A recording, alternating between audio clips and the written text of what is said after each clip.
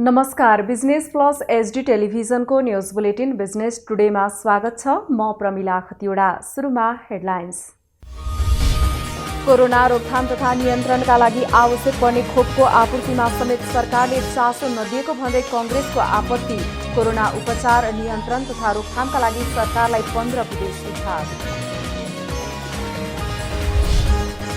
पुनरुत्थानका लागि आगामी बजेटमा विशेष प्याकेजको व्यवस्था गर्न घरेलु साना तथा मझौला उद्योगीहरूको माग। अझैसम्म पुनर्कर्जा र राहत प्याकेज पाउन नसकेको गुनासो।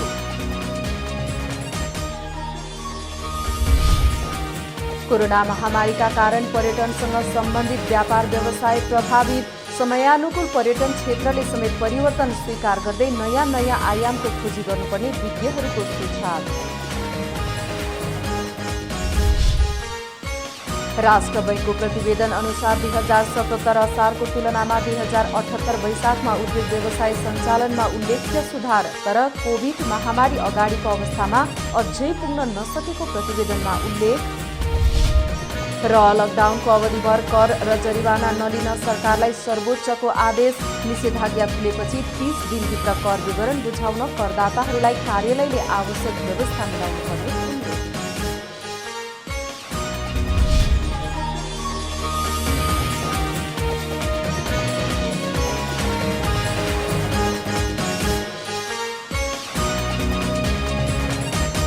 बिजनेस टुडेको सुरुमा नेपाली कांग्रेसले सरकारलाई 15 बुँदे ज्ञापन पत्र बुझाएको सम्बन्धी समाचार। नेपाली कांग्रेसले सरकारलाई 15 बुँदे ज्ञापन पत्र बुझाएको छ। बिहीबार सिंहदरबार स्थित प्रधानमन्त्री तथा मन्त्री परिषदको कार्यालयमा पुगेर कांग्रेस सभापति शेरबहादुर देउवा लगायतका नेताहरूले कोरोना उपचार, नियन्त्रण तथा रोकथामका लागि सरकारलाई 15 बुँदे ज्ञापन पत्र बुझाएका हुन्। कांग्रेस सहमहामन्त्री डाक्टर प्रकाश शरण महत संयोजक रहेको कोभिड-19 अनुगमन समितिले जेठ 3 दिनसम्म कोरोना रोकथाम तथा नियन्त्रणबारे 7 प्रदेशमा छलफल गरी सुझाव संकलन गरेको थियो। सोही छलफलका आधारमा तयार पारिएको 15 बुँदे ज्ञापन पत्र बुझाइएको हो। हामीले सरकारको गम्भीर ध्यानाकर्षण गरायौँ। हामीले तत्काल खोपको व्यवस्था गर्न, अक्सिजनको व्यवस्था गर्न, आइसियु बेडको व्यवस्था गर्न र समुचित स्वास्थ्य संरचना 7 प्रदेश र हरेक जिल्लामा सुनिश्चित गर्न स्थानीय निकायहरूलाई चाहिँ थप अधिकार दिएर यो ट्रेसिङ गर्ने र यो आइसोलेसनको व्यवस्थापन गर्ने, त्यस्तै गरेर त्यहाँ चाहिँ प्रारम्भिक काउन्सिलिङको व्यवस्था गर्ने, उपचारको चाहिँ पहुँचमा पुर्याउन स्थानीय निकाय मार्फत चाहिँ समुचित व्यवस्था गर्नको लागि स्थानीय निकायहरूलाई चाहिँ आर्थिक सहयोग केन्द्रले गर्न पनि हामीले चाहिँ माग गर्यौँ। ज्ञापन पत्र बुझाउन सभापति देउवासहित नेता कृष्ण प्रसाद सिटौला, महामन्त्रीहरू डाक्टर शशाङ्क कोइराला र पूर्ण बहादुर खड्का, सहमहामन्त्री डाक्टर प्रकाश शरण महत, कांग्रेस प्रमुख सचेतक बालकृष्ण खाँड र नेता डाक्टर रामशरण महत सिंहदरबार पुग्नु भएको थियो।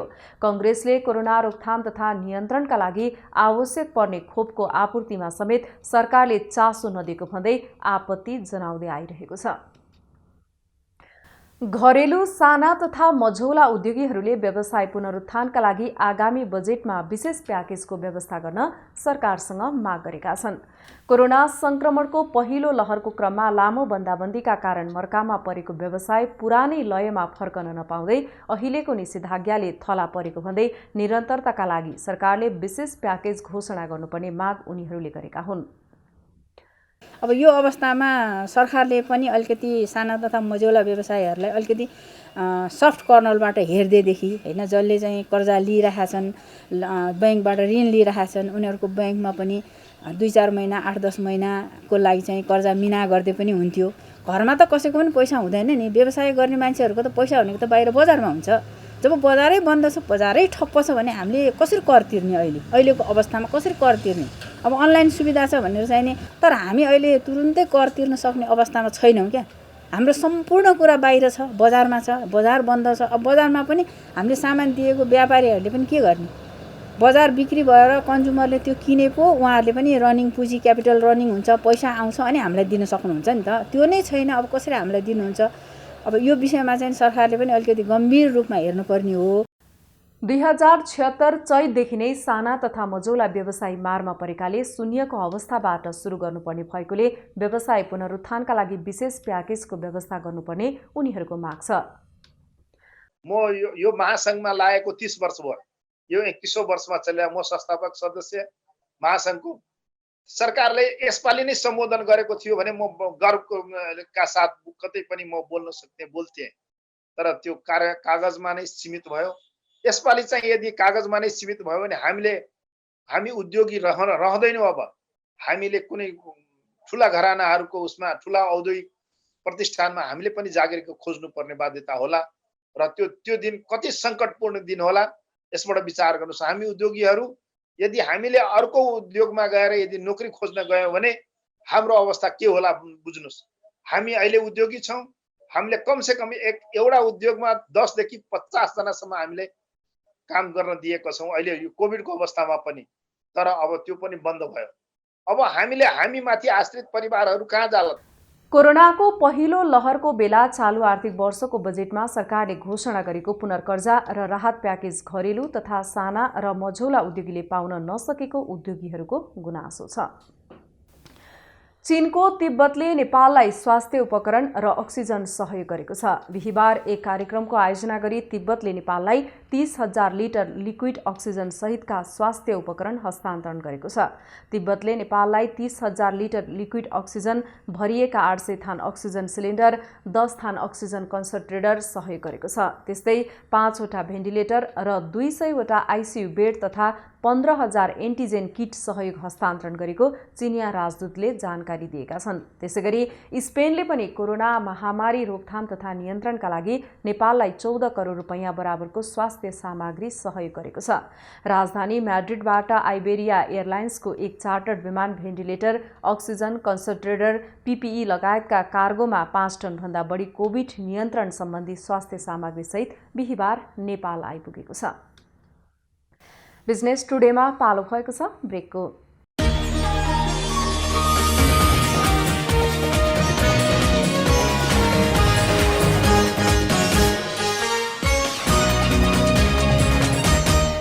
बिजनेस टुडेमा पुनः स्वागत छ। अब बाँकी समाचार। कोरोना महामारीका कारण पर्यटनसँग सम्बन्धित 17% व्यापार व्यवसाय सधैँका लागि बन्द भएका छन्। काठमाडौँ लिभिङ ब्यालेन्सले पर्यटन क्षेत्रसँग सम्बन्धित सङ्घ-संस्थाको समन्वय र विज्ञहरूको सहभागितामा गरेको स्थलगत सर्वेक्षणबाट पर्यटन उद्योगका 17% व्यवसाय अब सधैँका लागि यो क्षेत्र छाड्ने मनस्थितिमा पुगेको जनाइएको छ। सर्वेक्षण अनुसार सबैभन्दा बढी व्यवसायी ठमेल क्षेत्रबाटै पलायन हुने पनि उल्लेख गरिएको छ। सर्वेक्षण अनुसार यसरी बन्द गर्ने अवस्थामा साना होटल, रेस्टुरेन्ट, स्पा सेन्टरहरू रहेका छन्। पर्यटनका ट्राभल तथा टुर एजेन्ट तथा एजेन्सीहरू भने अहिले पनि पर्ख र हेरको अवस्थामा छन्। सर्वेक्षणले पर्यटन उद्योगमा सक्रिय रहेका मध्ये 65%ले यो महामारीमा जागिर र काम गुमाएको देखिएको छ। यसमा ठूलो हिस्सा पदयात्रामा जाने गाइड तथा भरियाहरू रहेको पनि प्रतिवेदनमा उल्लेख गरिएको छ। यसबाहेक होटलमा काम गर्ने कामदारले समेत रोजगारी गुमाएका छन्। 80% प्रतिष्ठानले सञ्चालन खर्च समेत उठाउन नसकेको प्रतिवेदनमा उल्लेख गरेको छ। भ्रमण वर्ष 2020लाई लक्षित गरी भएको लगानी समेत यो बीचमा प्रभावित भएको सर्वेक्षणमा उल्लेख छ। पूर्वी पहाडी जिल्लाहरू तेह्रथुम, सङ्खुवासभा र ताप्लेजुङको सिमानामा पर्ने तीजजुरे, मिल्के, जलजले टिएमजे क्षेत्र यति बेला पुरै सुनसान छ। लालीगुराँसको राजधानीको रूपमा चिनिएको यस क्षेत्रमा वर्षभरि नै पर्यटकको चहल पहल हुने भए पनि कोरोना संक्रमण र निषेधाज्ञासँगै सुनसान बनेको हो। एक रिपोर्ट। सङ्खुवासभा र ताप्लेजुङको सिमानामा पर्ने तीजजुरे, मिल्के, जलजले पर्यटकीय क्षेत्र यो क्षेत्र समुद्री सतहदेखि 2829 मिटरको उचाइमा रहेको छ। चोलुङ पार्क, बसन्तपुर बजार, टुडे देउराली पाथिभारा, तीनजुरे, चौकी मङ्गलबारे, सुके पोखरी, 5 पोखरी लगायतका डाँडाकाँडा र भौगोलिक सौन्दर्य हेर्न पर्यटकहरूको ठूलो घुइँचो लाग्ने स्थानहरू यति बेला सुनसान बनेको छ। टिएमजे क्षेत्रको एउटा पर्यटकीय क्षेत्रको प्रवेशद्वार बसन्तपुर होइन, यहाँ चाहिँ अत्याधिक रूपमा चाहिँ पर्यटकहरू आउने, घुइँचो हुने, यहाँको होटल व्यवसायमा चाहिँ मान्छे नआँटेर तपाईँको सिद्धुवासम्म गएर बस्नुपर्ने, लसुने सिद्धुवादेखि अथवा हिलेसम्म जाने अवस्था थियो। अब यो लकडाउन पछाडि यहाँको व्यवसाय सबै ठप्प भइसकेपछि अहिले यहाँ सबै होटल व्यवसायहरू सबै बन्द गर्नुपर्ने अवस्था छ। यसले चाहिँ ठुलो आर्थिक मन्दी नै पो ल्याउने हो कि भन्ने सुन चाहिँ यहाँको होटल व्यवसायमा त्यति ठुलो असर पुर्याएको छ। यस क्षेत्रमा विशेष गरी मङ्सिरदेखि माघसम्म हिउँ खेल्न र फागुनदेखि जेठसम्म लालीगुराँस हेर्न पर्यटक आउने गर्दछन्। गत वर्ष कोरोना भाइरसका कारण थलिएको पर्यटन व्यवसाय फस्टाउन नपाई फेरि चौपट भएको छ। यो पर्यटन व्यवसाय, होटल व्यवसाय लगायत अन्य होमस्टे लगायतका कुराहरू क्रमिक रूपमा सुधार हुँदै आएको, पर्यटकहरूको आगमन क्रमशः बढ्दै आएको सन्दर्भमा फेरि अहिले भर्खरै आएको कोभिडको दोस्रो लहरले गर्दाखेरि भएको यो निषेधाज्ञाका कारणले गर्दा पर्यटकीय क्षेत्रमा एकदम नकारात्मक प्रभाव पारेको छ। यस वर्ष गुराँस कम फुले पनि पर्यटक आगमनमा भने बढिरहेको बेला कोरोना संक्रमणका कारण अहिले सुनसान भएको छ। वार्षिक रूपमा परेका विभिन्न पर्वहरूमा चाहिँ धेरै खाले चाहिँ धेरै ठाउँबाट चाहिँ ग्राहकहरू सेवाग्राहीहरू हाम्रो चाहिँ पर्यटकीय स्थलमा चाहिँ आउने गरेको पाइन्थ्यो। यहाँ चोलुङ पार्क लगायत यो आरआर गार्डन अनि तिनजुरे पार्क अनि यो माथि पाथिभारा मन्दिर पर अगाडि पातले पोखरी लसुने बजारको विभिन्न सोल्माका चिया बगान विभिन्न क्षेत्रहरूमा चाहिँ यो कोभिडको कारणले गर्दाखेरि शून्य अवस्था भएको अहिले पाइएको छ। विराटनगर, धरान, इटहरी र काठमाडौँबाट समेत घुमफिर गर्न आउने गर्दछन्। प्रायजसो आन्तरिक र बाह्य पर्यटक लालीगुराँस हेर्न, फोटो खिच्न र सहर बजारको भिडभाडबाट केही समयलाई टाढा रहन यहाँ आउने गरेका छन्। तेह्रथुमबाट रेवत पारघरीको रिपोर्ट। निषेधाज्ञाको समयमा इन्टरनेट प्रयोगकर्ता 30% बढेका छन्। निषेधाज्ञा जारी भएसँगै अत्यावश्यक बाहेक सबै कार्यालय बन्द भएकाले मानिस घरमा बस्दा अन्य समयभन्दा इन्टरनेट धेरै खपत हुन थालेको इन्टरनेट सेवा प्रदायक कम्पनीले जनाएको छ। यता नेपाल दूरसञ्चार प्राधिकरणले भने निषेधाज्ञा अवधिमा खपतसँगै इन्टरनेट सेवाका ग्राहक समेत करिब 12%ले बढेको जनाएको छ। नेपालमा पछिल्लो समय इन्टरनेट सेवा प्रदायक बीच प्रतिस्पर्धा चलिरहेको छ। प्रतिस्पर्धा बीच एक वर्ष नेपालमा झण्डै 38% इन्टरनेट सेवाका ग्राहक थपिएका नेपाल दूरसञ्चार प्राधिकरणले जनाएको छ। प्राधिकरणका अनुसार 2076 साल चैतमा देशभरि इन्टरनेट सेवाका ग्राहक 8,96,721 रहेका थिए। तर 2077 साल चैत मसान्तसम्ममा 4 लाखभन्दा बढी ग्राहक थपिएर 12,34,249 पुगेको छ। अहिलेसम्म इन्टरनेट सेवा दिइरहेका इन्टरनेट सेवा प्रदायकमध्ये वर्ल्डलिङ्क कम्युनिकेसन सबैभन्दा बढी ग्राहकलाई इन्टरनेट सेवा दिएको छ। नेपाल दूरसञ्चार प्राधिकरणका अनुसार वर्ल्डलिङ्कका 4 लाख ग्राहक रहेका छन्। वर्ल्डलिङ्कले कुल इन्टरनेट बजारको 33% हिस्सा ओगटेको छ। त्यस्तै 2,46,000 ग्राहकसहित नेपाल टेलिकम दोस्रो स्थानमा रहेको छ। नेपाल टेलिकमले 21% हिस्सा ओगटेको छ। यसैगरी कुल बजारको 12% हिस्सा ओगटेको सुबिसु केबल नेट तेस्रो स्थानमा छ भने 10% हिस्सा ओगटेको भायानेट पाँचौं स्थानमा रहेको छ। राष्ट्र बैंकले सार्वजनिक गरेको प्रतिवेदन अनुसार कोभिड-19 को दोस्रो लहरको संक्रमणबाट बच्न सरकारले गरेको निषेधाज्ञा सुरु हुनु अघि मुलुकमा रहेका 81.2% उद्योग व्यवसाय पूर्ण रूपमा सञ्चालनमा रहेको जनाएको छ। कोभिड-19 ले अर्थतन्त्रमा पारेको प्रभाव सम्बन्धी दोस्रो पुनरावृत्ति सर्वेक्षण प्रतिवेदनले वैशाख 16 पछि काठमाडौँ उपत्यका लगायत मुलुकका धेरै जिल्लामा निषेधाज्ञा गरिएकाले उद्योग व्यवसाय प्रभावित भएको प्रतिवेदनको निष्कर्ष छ। राष्ट्र बैंक प्रतिवेदन अनुसार 2077 असारको तुलनामा 2078 वैशाखमा उद्योग व्यवसाय सञ्चालनमा उल्लेख्य सुधार आएको देखिएको छ। गत सालको तुलनामा उद्योग व्यवसायको उत्पादन एवं कारोबारको अवस्था तथा रोजगारीको अवस्थामा समेत उल्लेख्य सुधार आएको प्रतिवेदनमा उल्लेख छ। तर कोभिड-19 पूर्व 2076 फागुनको अवस्थामा बहने उद्योग व्यवसायमा निषेधाज्ञाले पुनः प्रभावित हुन जाने देखिएको छ। कोभिड-19 ले व्यवसायमा पारेको असर अध्ययन गर्न राष्ट्र बैंकले 2077 असारमा 52 जिल्लाका 674 उद्योगी व्यवसायीबाट तथ्याङ्क संकलन गरी प्रतिवेदन तयार पारेको थियो। सर्वेक्षणले लकडाउनपछि औसतमा 61.03% उद्योग व्यवसाय सञ्चालन हुन नसकेको र 4.1% उद्योग व्यवसाय मात्र पूर्ण रूपमा सञ्चालनमा रहेको थियो। 2077 असारको तुलनामा उद्योग व्यवसायहरूको उत्पादन कारोबारको अवस्थामा पनि सुधार आएको प्रतिवेदनले देखाएको छ। तर कोभिड महामारी अघि 2076 फागुनको तुलनामा 2077 असारमा औसतमा करिब 29% मात्र उत्पादन कारोबार भएको प्रतिवेदनमा उल्लेख छ। त्यसैगरी 2078 वैशाखमा आइपुग्दा यस्तो उत्पादन बढेर औसतमा 61.4% पुगेको छ।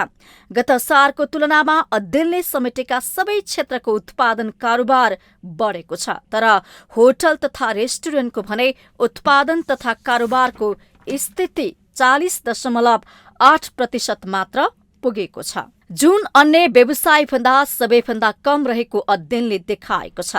कोभिड महामारी अगाडि 2076 फागुनको तुलनामा 2077 असारमा 77.5% रोजगारी प्रदान गरेको उद्योग व्यवसायले 2078 वैशाखमा 93.8% रोजगारी प्रदान गरेको पाइएको छ। मझौला तथा ठूला उद्योग व्यवसायले प्रदान गरेको रोजगारी दर भने असारको तुलनामा घटेको प्रतिवेदनमा उल्लेख छ।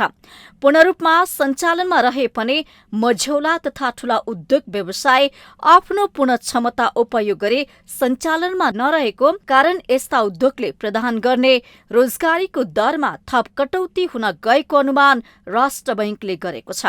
2077 असारको तुलनामा उद्योग व्यवसायको औसत तलब ज्याला खर्चमा वृद्धि भएको पनि प्रतिवेदनले देखाएको छ। बिजनेस टुडेमा पालो भएको छ ब्रेकको।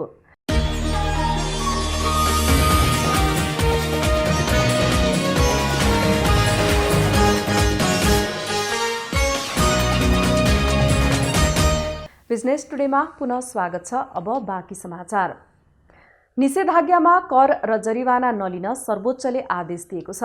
कोरोना महामारी रोकथामका लागि निषेधाज्ञा अवधिभर कर कार्यालयहरूमा कर विवरण नबुझाउने र कर रकम नतिर्नेलाई जरिवाना र हर्जना नलगाउन सर्वोच्च अदालतले आदेश दिएको छ। सर्वोच्चका न्यायाधीश मीरा खड्काको एकल इजलासले अर्थ मन्त्रालयको नाममा उक्त आदेश दिएको हो। निषेधाज्ञाको बेलामा पनि कर कार्यालयहरूले अनलाइन मार्फत विवरण बुझाउन तथा आइपीएस मार्फत कर रकम जम्मा गर्न पटक पटक फोन गर्ने तथा एसएमएस गर्न थालेपछि त्यस विरुद्ध सर्वोच्चमा मुद्दा परेको थियो। त्यस लगत्तै सर्वोच्चले निषेधाज्ञा वा बन्दाबन्दी लागू भएको समयावधिसम्म मूल्य अभिवृद्धि कर विवरण र कर दाखिला नगरेमा जरिवाना नलिन आदेश दिएको हो। साथै सर्वोच्चले करदाताले कसरी र कुन मितिमा कर बुझाउने भन्ने पनि प्रश्न पारेको छ। सर्वोच्चले आफ्नो आदेशमा निषेधाज्ञा खुलेपछि 30 दिनभित्र कर विवरण वा कर रकम बुझाउन करदाताहरूलाई सम्बन्धित कर कार्यालयले आवश्यक व्यवस्था मिलाउनु पर्ने उल्लेख गरेको छ। सर्वोच्चको उक्त आदेशको कारण करदाताहरूलाई केही राहत मिलेको छ। गत आर्थिक वर्ष 2076-77 म्याग्दीको बेनी नगरपालिकाको 8,50,000 लागतमा बनेको हेलिप्याड प्रयोगविहीन भएको छ। नगरपालिकाको पूर्वाधार विकास कार्यक्रम अन्तर्गत विनियोजन भएको 11 लाख मध्ये 8,50,000 मा कालीगण्डकी र म्याग्दी खोलाको सङ्गममा बनेको हेलिप्याड प्रयोगविहीन भएको हो। जनतालाई विपदबाट जोगाउन भन्दै म्याग्दीमा निर्माण गरिएको हेलिप्याड प्रयोगविहीन अवस्थामा रहेको छ। जिल्ला विपद व्यवस्थापन समिति म्याग्दीको 1 वार्ड 1 हेलिप्याडको अवधारणा अनुसार 8,50,000 को लागतमा बनेको हेलिप्याड प्रयोगमा आउन सकेको छैन। हाम्रो गत आर्थिक वर्ष 76-77 मा जुन नगरसभाबाट विनियोजन रकम थियो 11 लाख, त्यो कुन शीर्षकमा विनियोजन भएको छ भने रिङ रोडमा स्तरोन्नति तथा हेलिप्याड निर्माण भन्नेमा छ। त्यसमा हाम्रो हेलिप्याड निर्माणतर्फ लागत अनुमान करिब 8.5 लाख र बाँकी 2.5 लाखले चाहिँ रिङ रोड मर्मतको काम भएको छ।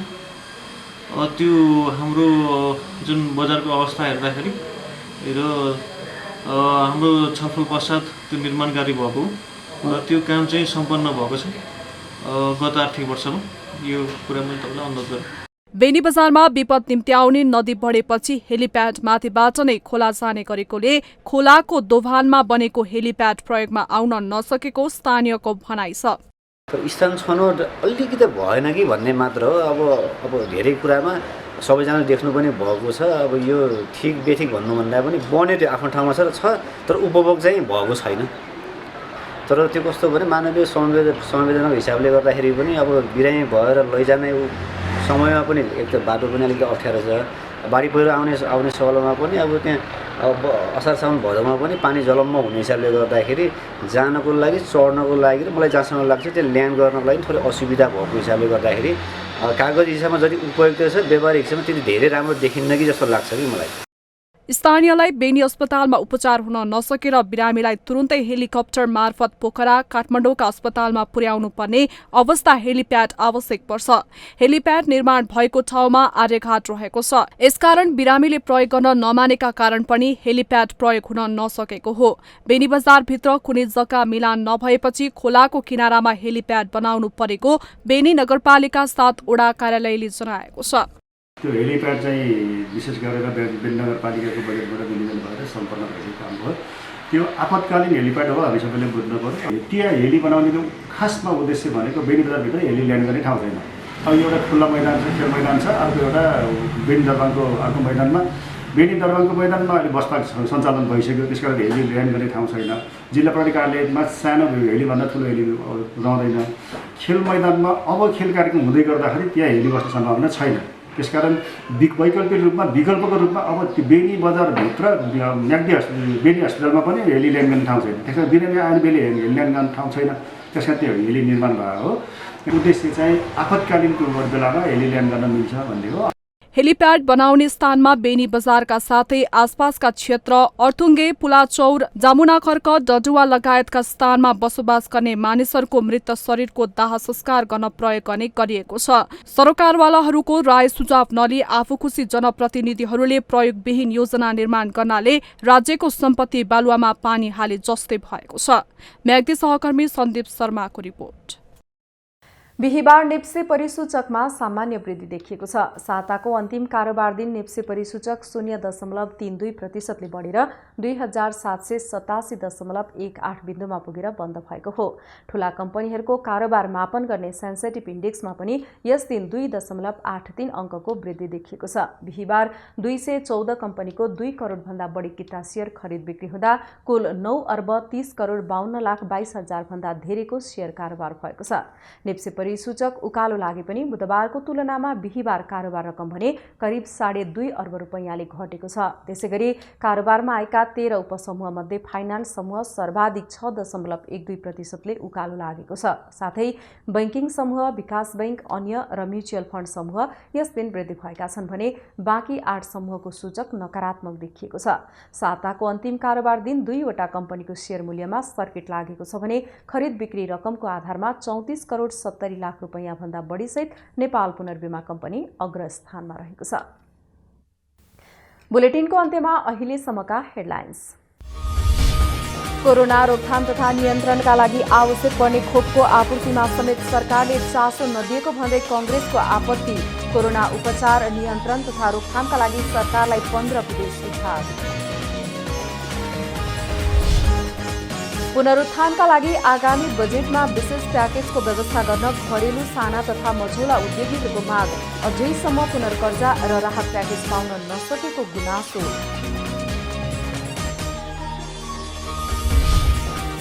कोरोना महामारीका कारण पर्यटनसँग सम्बन्धित व्यापार व्यवसाय प्रभावित।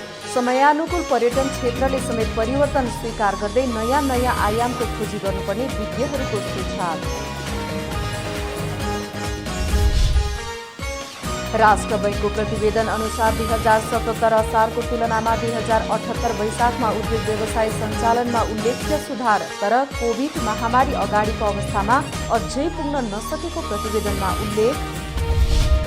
र लकडाउनको अवधिभर कर र जरिवाना नलिन सरकारलाई सर्वोच्चको आदेश। निषेधाज्ञा खुलेपछि 30 दिनभित्र कर विवरण बुझाउन करदाताहरूलाई कार्यालयले आवश्यक व्यवस्था मिलाउनु पर्ने।